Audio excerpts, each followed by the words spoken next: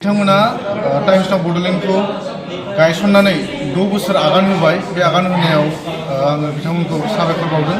मानो होनोबा जोंनि बर'फोरनि गेजेराव दिनै गोबां खौरां बिजों दङ। बिनि गेजेरावनो टाइम्स नाउ बड'लेण्डआ दिनै 6 बोसोर आगान होबाय आरो 6 बोसोर आगान होनायाव बिथांमोना हारिनि समाजनि हादोरनि जोंनि आसाम रायजोनि बड'लेण्डनि आरो गुबुन गुबुन जि भुटान आरो बड'लेण्डनि साखाथियाव थानाय बिथांमोना सिगांहाय बांसिन सोनारनानै खामानि मावोमोन आरो जोबोद गोजोनथाव दिनै बिथांमोननि जि द'थि गायसननाय सानखौ बिथांमोना साखाथिनि हादोर भुटानाव दिनै खुंफुंदों आरो बे भुटान आरो बड'लेण्डनि जि सोमोन्दो बेखौ गोख्रों खालामनो थाखाय बिथांमोना जि भुटान आरो बड'लेण्डनि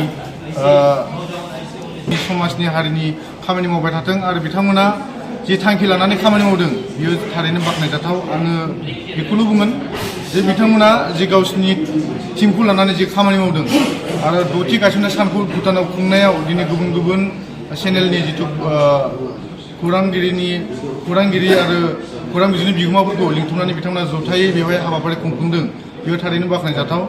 आरो टाइम्स नाउ बड'लेण्डनि गेजेरजों जोंनि गेजेराव मोनसे गोग्गो खौरां बियो गोसारबाय थाथों आं बेखौनो आसा खालामनानै बिथांमोननि चेनेलनि अराय सम मोजां पास जानानै हास्थायबाय।